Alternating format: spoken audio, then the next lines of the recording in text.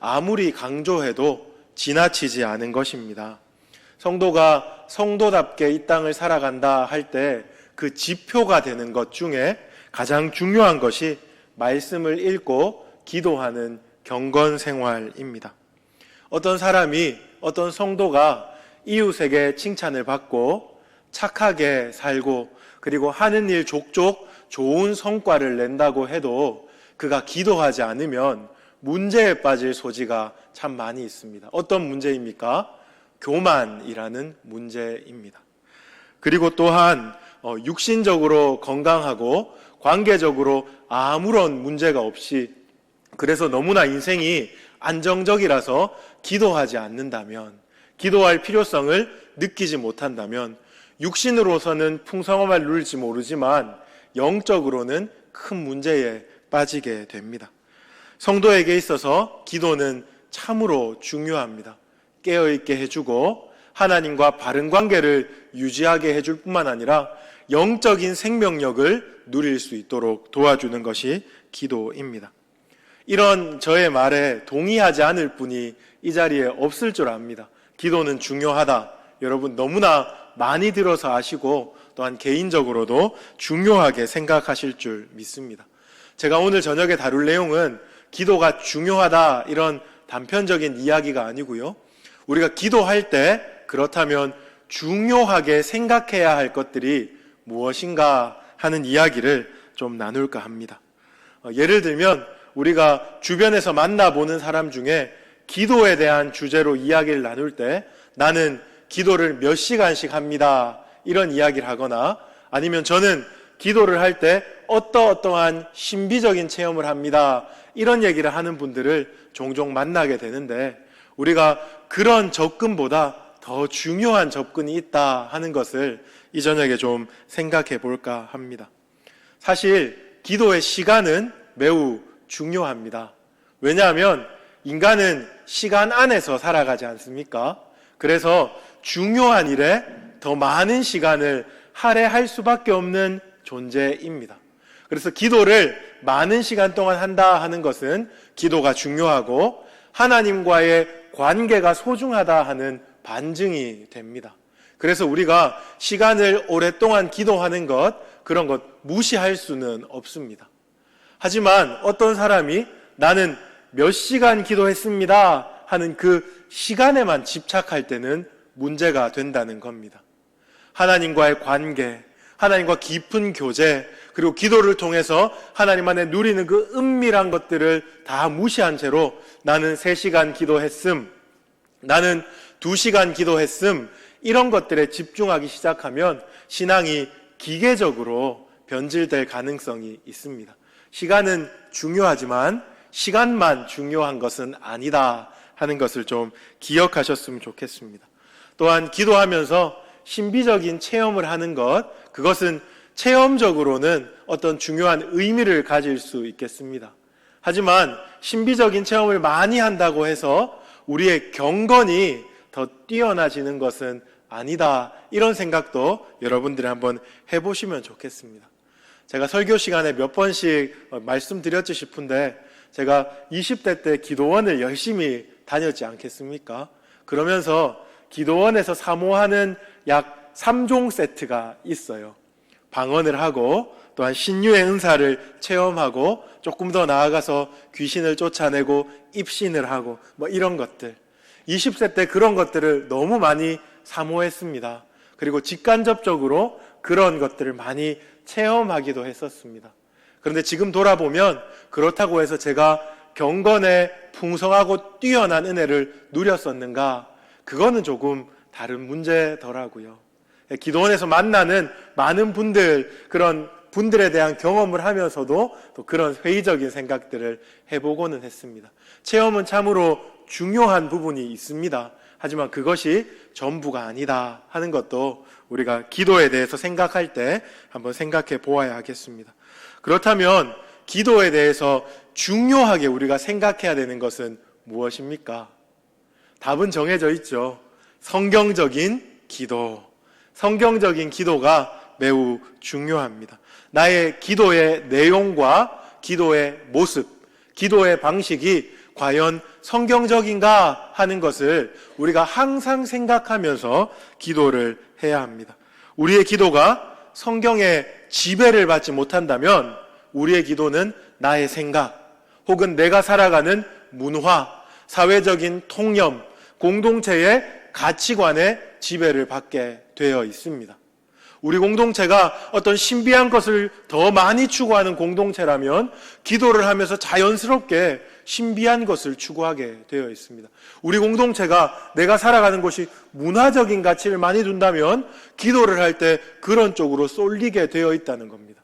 성경의 지배를 받지 않고 가만히 있으면 우리의 기도는 다른 어떤 것들의 지배를 받아서 엉뚱한 방향으로 흘러갈 수가 있습니다. 그래서 우리는 성경적으로 기도해야 합니다. 아주 단순한 이야기고 너무나 여러분들이 잘 알고 있는 이야기지만 내용을 정리한다고 생각하고 계속 좀 들어주시면 좋겠습니다. 어떻게 하면 성경적으로 기도할 수 있습니까? 첫 번째는 성경을 많이 읽어야 합니다. 성경을 읽는 방식은 크게 두 가지입니다. 하나는 성경을 개인적으로 연구하는 학생단체에서 많이 하는 PBS라는 방식으로 성경을 공부하는 것이 있고, 또 다른 하나는 우리가 성경을 통독하는 그런 방식이 있습니다. 성경을 PBS 하거나 통독할 때 무엇이 생기는고 하면 자기만의 성경관, 다르게 말하면 신학이 생깁니다. 누가 가르쳐주지 않아도 성경을 반복적으로 꾸준히 읽다 보면 나의 신학이 생깁니다. 신학과 기도는 뗄래야 뗄 수 없는 관계에 놓이게 되는데요, 여러분들이 신학이다 할 때 중요하게 생각해야 되는 것이 있습니다. 내가 성경을 많이 읽음으로 나만의 어떤 신학이 형성되는 것, 거기에 머무르면 안 되고, 교회가 공히 고백하는 거 있죠. 신앙 고백, 교리 문답, 그리고 목사님을 통해서 선포되어지는 복음적인 설교로서 나의 신학을 항상 검증해 보아야 합니다. 내가 혼자 성경 읽고 공부하면서 만들어진, 구축된 그 신학이 과연 정말 복음적인지, 과연 성경 66권의 균형을 잘 이루고 있는지를 점검할 때 우리의 신학은 성경적으로 갖추어지고, 그리고 기도와 함께 굉장히 기도를 발전시켜주는 좋은 역할을 하게 됩니다. 성경을 많이 읽는 것, 그것이 성경적으로 기도하는데 아주 필요한 것입니다. 그런가 하면 성경을 읽으면서 믿음의 사람들의 기도를 배워나가는 것, 너무너무 중요합니다. 성경에는 많은 믿음의 사람들이 등장하고 그들의 기도가 기록되어 있습니다. 우리가 성경을 읽으면서 믿음의 사람들의 기도를 함께 읽어나가고 또 함께 공부해 나갈 때, 과연 이것이 바로 성경적인 기도구나 하는 것을 배울 수가 있다는 겁니다. 모세의 기도, 다윗의 찬송, 솔로몬의 예언적인 기도, 우리 주님이 가르쳐 주신 기도, 그리고 바울의 기도 등을 통하여 기도의 내용과 방식이 과연 어떤 기도가 성경적인가 하는 것을 배울 수 있다 하는 겁니다. 이게 서론인데요, 그래서 제가 몇 번에 걸쳐서 여러분들과 함께 바울의 기도를 좀 살펴보려고 합니다. 근데 바울의 기도, 바울이 쓰신 바울 서신 전체를 통하여서 바울의 기도를 함께 살펴보면 참 좋겠지만, 시간 관계상 저는 골로새서라는 성경에 좀 집중하고자 합니다. 혹시 여러분 중에 왜 하필 골로새서입니까? 이렇게 질문을 하실 수 있는 분이 계실지도 모르겠습니다. 그 이유는요, 우리가 코로나가 터지기 전에 기도 세미나라는 것을 진행했거든요. 매월 한 번씩 모여서 기도에 대해서 같이 나누고, 격월로 모여서 기도에 대해서 나누고 같이 말씀을 나누고 했던 적이 있습니다.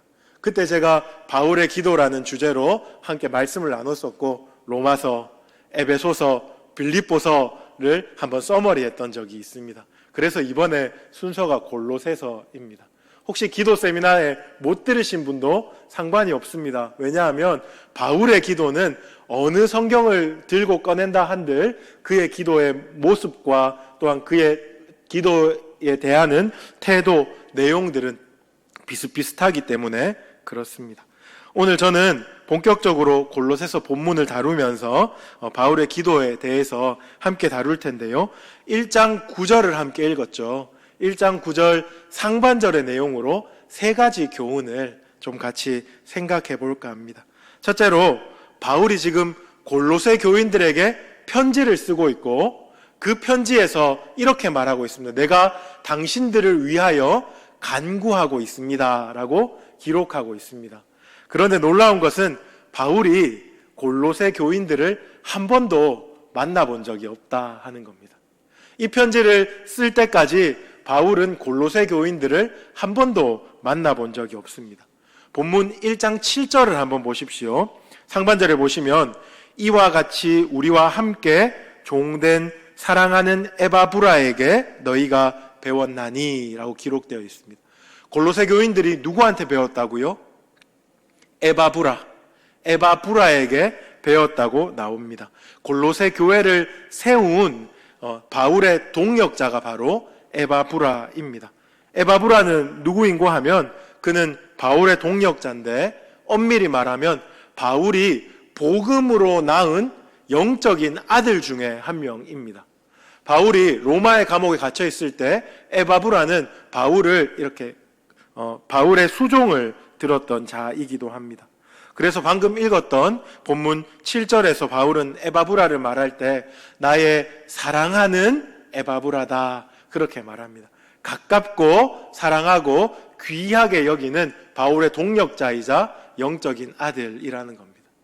지금 골로새 교회가 에바브라에 의해서 섰기 때문에 지금 골로새 교회는 바울과의 관계로 치면 손잡벌되는 그런 곳입니다. 영적인 아들이 세운, 영적인 아들이 낳은 또 다른 복음의 아들들이기 때문에 손잡벌되는 교회다 그렇게 우리가 생각해 볼 수 있겠습니다.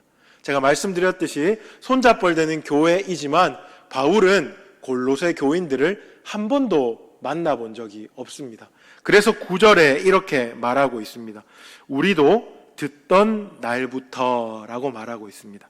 이것은 다르게 말하면 우리가 너희에 대해서 듣던 날부터 너희를 위하여 간구했다.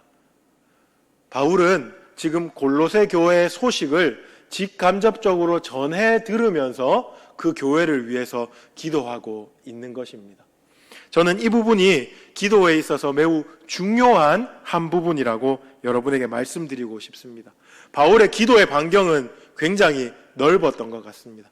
자기가 직접적으로 만났던 사람, 그리고 눈으로 보는 사건뿐만 아니라 만나지 못했고 눈으로 보지 못하는 사건들이라 할지라도 그것을 기도로 품어내었다 하는 거죠.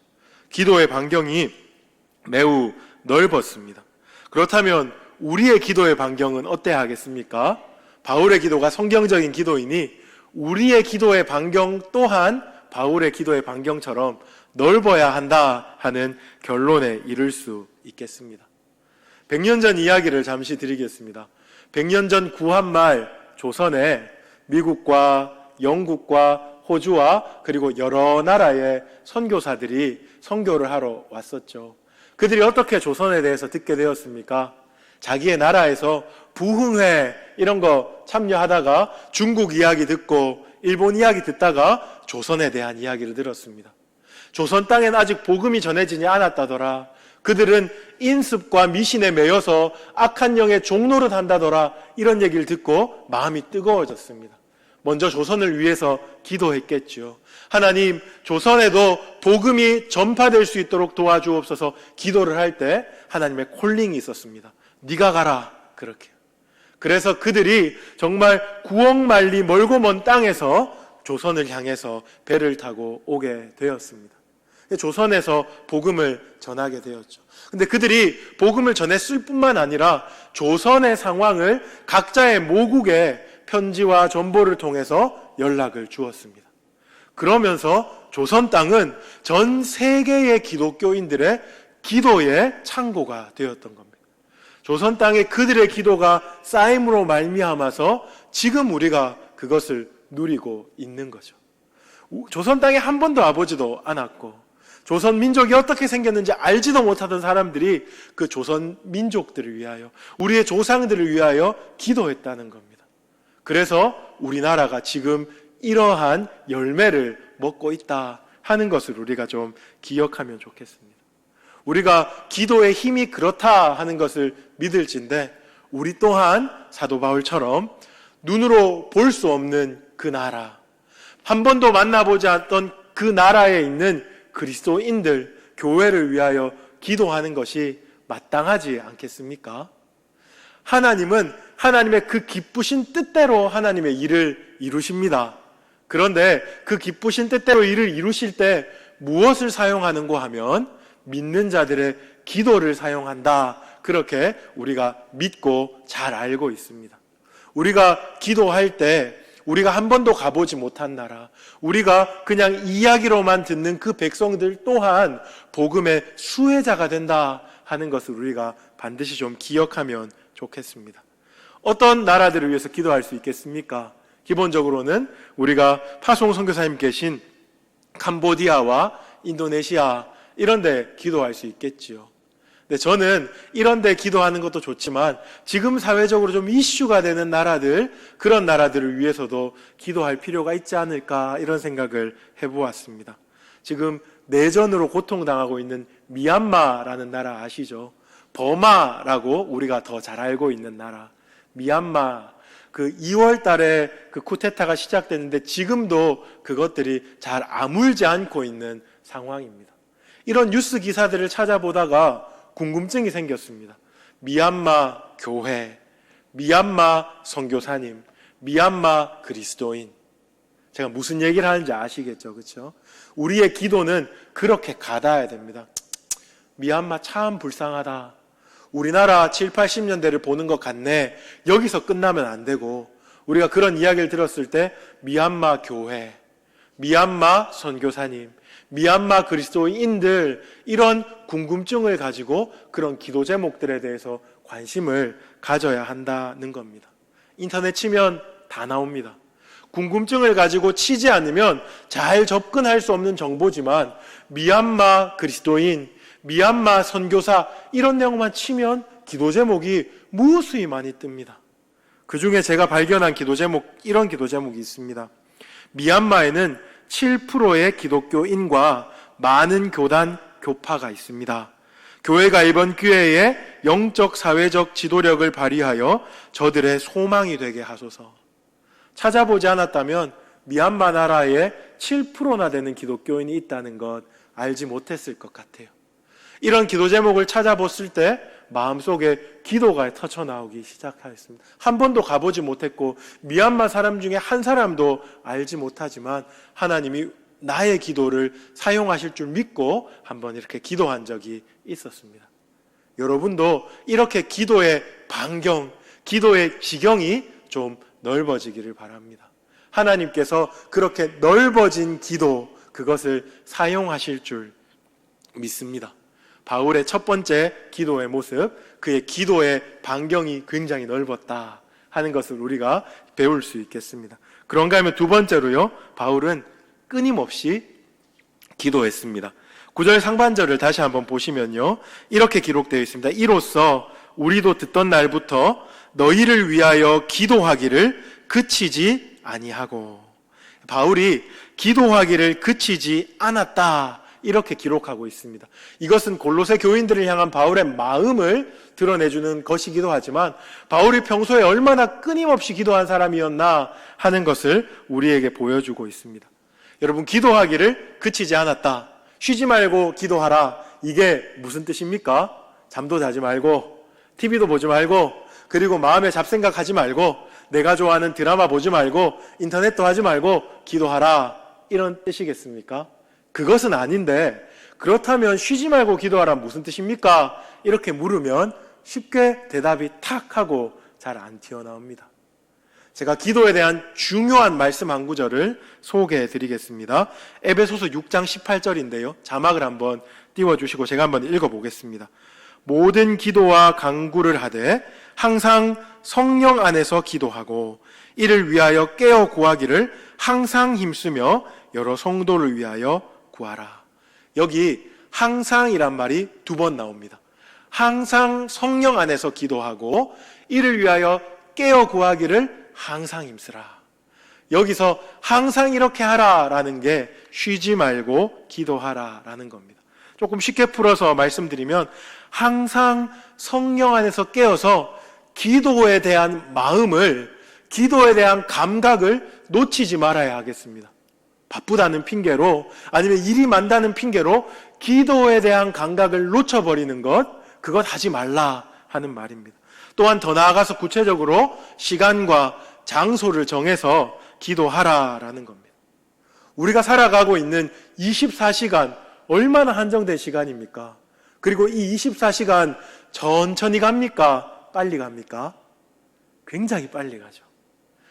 우스갯소리를 이런 얘기 하지 않습니까? 제가 죄송합니다. 올해 이제 40살 되었습니다. 아직 새파랗게 젊은데 40살은 40km로 시간이 간다고 합니다. 여러분들 60, 70, 80 이렇게 앉아 계신데 그렇게 빨리 하루가 가잖아요. 그렇게 정신없이 흘러가는 그 시간 속에서 기도의 감각을 놓치지 않고 붙들고 있는 것, 그것이 쉬지 말고 기도하는 것, 기도에 항상 쉬지 않는 것이다 하는 겁니다. 그 어느 순간에도 내가 탁 자세를 바꿔서 기도할 수 있게끔 하나님과 가까이 살아가는 거죠. 그뿐만 아니라 이렇게 바쁜 시간에 우리가 지혜를 내어서 여러 가지 시간들을 조정하고 바꾸어서 기도 시간을 확보하는 것, 이것이 항상 깨어서 끊임없이 기도하는 삶의 모습입니다. 여러분들 그렇게 하고 계십니까? 항상 기도의 감각을 유지하기 위해서 깨어 있으시죠? 그리고 여러분의 기도의 골방 항상 마련되어 있을 줄로 믿습니다. 저는 젊은 목회자이고 아직까지 기도하면 아직까지 마음이 무겁고 힘든 주제이긴 하지만 발견한 것은 바로 새벽 기도입니다. 새벽 기도. 바쁘게 돌아 30, 40대, 50대의 삶에서 새벽 기도하지 않으면 채 30분도 하루에 기도 시간을 낼 수 없습니다. 이런 기도의 습관들이 길러져야 합니다. 혹 여러분 중에 삶에서 이제 조금 여유가 생기신 분들, 교회가 권장하고 있는 기도 지킴이라는 것이 있습니다. 이것 하시면서 기도의 습관과 기도의 시간을 확보하고 기도의 감각들을 자꾸 이렇게 연마해 가실 수 있으면 좋겠습니다. 이런 생각하실 수도 있겠습니다. 왔다 갔다 하면 차비도 들고 덥고 시간도 낭비되는데 그냥 집에서 기도하는 것이 훨씬 더 효율적이다라고 생각하시는 분들 계실지 모르겠습니다. 하지만 나와서 기도하는 거, 집에서 기도하는 거, 여러분 뭐가 더 효과적이었습니까? 조금 땀이 나고 돈이 조금 들고 시간 왔다 갔다 하면서 쓰면서도 교회에 나와서 기도할 때 훨씬 더 깊이 있게 기도가 되어지는 것, 그것을 부인할 수가 없습니다. 기도의 습관을 기르기 위해서 대가 지불 반드시 필요합니다. 바울처럼 끊임없는 기도, 그것으로 깨어있다는 것이 성경적인 기도다. 여러분들 기억하시면 좋겠습니다. 마지막 세 번째로요, 아주 중요한 내용인데요, 바울은 감사와 그의 기도, 감사와 간구를 항상 연결시켰습니다. 감사와 간구를요. 다시 구절을 한번 보십시오. 구절이 이렇게 시작되고 있습니다. 이로써라는 접속사로 시작되고 있습니다. 이로써는 풀었으면 이러한 이유 때문에 라고 풀었을 수 있습니다. 바울이 지금 9절에서 당신들을 위해서 간구합니다. 그런데 그렇게 간구하는 이유는 하고 우리가 그 앞에 나오는 이유들을 살펴보아야 합니다. 그 이유가 어디 나오냐 하면요, 3절로 5절에 나옵니다. 자막이 준비되었을 텐데요, 우리 교독하여서 한번 읽어봅시다. 제가 3절, 여러분 4절, 그리고 마지막으로 5절은 같이 읽겠습니다. 제가 먼저 읽습니다. 우리가 너희를 위하여 기도할 때마다 하나님 곧 우리 주 예수 그리스도의 아버지께 감사하노라.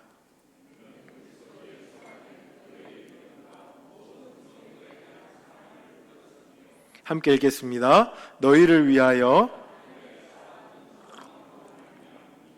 곧 너희가 전에 복음의 진리의 말씀을 들은 것이라. 지금 이유에 대해서 설명하는데요, 제가 정리해드리면 지금 사도 바울이 지금 골로새 교인들을 위해서 기도하는데 그 기도하는 까닭은 감사하기 때문에 내가 기도한다, 이렇게 말하고 있습니다. 무엇이 감사한가 하면 그들이 복음을 듣고 예수님을 믿고 서로 사랑함으로 점점 더 자라간다는 소문을 듣고 내가 너무너무 감사해서 너희들을 위해서 간구하고 있다라고 말하고 있는 겁니다. 지금 사도 바울은 감사와 간구를 연결시키고 있습니다. 그는 모든 일에 먼저 감사의 이유, 감사의 징후를 발견하고 그것들이 더 커지기를 기도하고 있는 겁니다. 정말 인상적이지 않습니까? 우리는 언제 간구합니까? 우리는요, 문제가 생겼을 때 간구합니다. 부정적인 상황, 문제가 생겼거나 결핍을 경험할 때 그때야 하나님께 간구하면 하나님 도와주십시오. 은혜 베풀어 주십시오. 간구는 간절히 구하는 거잖아요. 그때 기도합니다. 좋을 때, 감사할 때 그렇게 간구를 잘 하지 않습니다. 근데 사도 바울이 가르쳐 주는 것은 결핍이 있을 때, 문제가 발생했을 때, 깨어짐이 있을 때 간구하는 것이 아니고 감사의 징후를 포착했을 때, 감사의 거리가 있을 때 그 감사가 더 자라도록, 더 커지도록 기도하라라고 가르치고 있다는 겁니다. 예를 들면 이런 겁니다. 내 자녀가 나쁜 친구랑 어울려서 내 자녀의 삶이 피폐해졌을 때 우리가 어떻게 기도하겠습니까? 정말 며칠 금식하면서 하나님께 달려 있습니다. 내가 아무리 잔소리해도 내 자녀 듣지 않습니다. 하나님, 그 친구와의 관계를 정리해 주십시오. 우리 아이가 다시 착한 길로, 바른 길로 돌아올 수 있도록 도와주십시오 하고 하나님 정말 바지가랭이를 붙들고 기도하지 않습니까? 이것이 결핍 때문에 하는 간구입니다. 그런데 반대로 우리 아이가 수련회 가서 은혜를 받고 왔어요. 우리 아이가 그리스도와 가까워졌다는 징후가 포착이 돼요. 그때 금식하면서 하나님, 우리 아이가 드디어 예수님 만났네요. 하나님, 우리 아이가 하나님께 더욱 가까이 가고 있습니다. 우리 아이 인생을 책임져 주십시오 하고 간절히 간구하는 부모는 잘 본 적이 없습니다. 전자는 많이 보았는데 후자는 잘 본 적이 없습니다. 사도 바울이 가르쳐주는 기도는 그렇다, 후자가 더 중요하다라는 것이죠. 청년들 중에도 이렇습니다. 시험 떨어지고 나면 교회에 와서 눈물 콧물 흘리고 하나님 다음번에는 꼭 붙게 해주세요 기도하는 청년들을 많이 봤어요. 시험에 합격하고 좋은 직장에 들어가고 결혼하고 나면 그때 그 간절함은 온데간데 없어지는 거예요. 지금 사도 바울이 가르쳐주는 것은 그 감사를 체험한 사람은 더욱더 하나님, 이 감사가 커지게 하여 주십시오, 이 은혜가 내 삶에 충만하게 하여 주십시오라고 기도하는 것이 더 바른 기도다라고 가르쳐주는, 우리의 기도의 패러다임을 바꾸어 주는 겁니다. 우리 교회에 한번 제가 적용해 보길 원합니다. 우리 이번 주에 이제 교회 설립 70주년 기념주일이죠. 우리 교회가 70년 동안 정말 든든하게 서왔습니다. 제가 꼴랑 이 교회에 3년 이렇게 있었는데 이 교회에 그만큼 있으면서 우리 교회는 문제도 없고 정말 좋은 교회야 이렇게 함부로 말할 수는 없을 겁니다. 여러분, 교회에 풍파가 많았을 줄로 믿습니다. 왜냐하면 풍파가 없는 교회가 어디 있겠습니까? 크고 작은 문제들이 있고 그것을 기도로 많이 극복하셨을 줄로 믿습니다. 하지만 정말 교회가 깨어질 만큼의 큰 문제, 이런 문제들이 없었다는 것, 그것으로 우리 교회는 얼마나 안정적인 교회인지 모르겠습니다. 그런데 이 안정적임 때문에 우리가 기도를 오히려 덜 한다면 그것은 너무나 큰 문제겠죠. 어떤 사람이 그렇게 말할 때가 있습니다. 내 삶에 문제가 너무 없어서 기도를 안 하니 하나님 차라리 문제를 주십시오. 얼마나 어리석은 일입니까? 어리석은 말입니까? 그런데 사도 바울은 그런 사람에게 이렇게 말한다는 겁니다. 우리 교회 70년 동안 안정적으로 지켜주신 이 감사의 거리를 가지고 하나님, 이 감사의 거리가 더욱더 풍성하게 커질 수 있도록 간구하라는 겁니다. 금식하면서 마치 문제 해결을 위해서 몸부림치듯이 그 감사의 거리를 붙들고 기도하라는 겁니다. 그래 하면 교회에 부흥이 있을 줄로 믿습니다.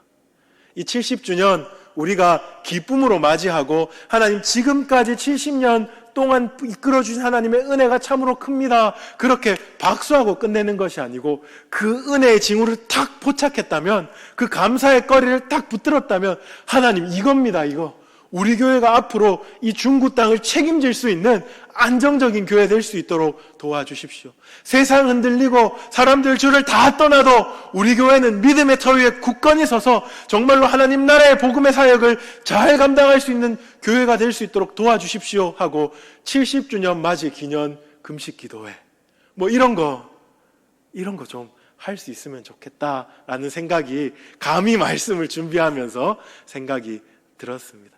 여러분 삶에 감사할 거리가 넘치는 것, 그것은 문제가 아니죠. 감사한 거죠.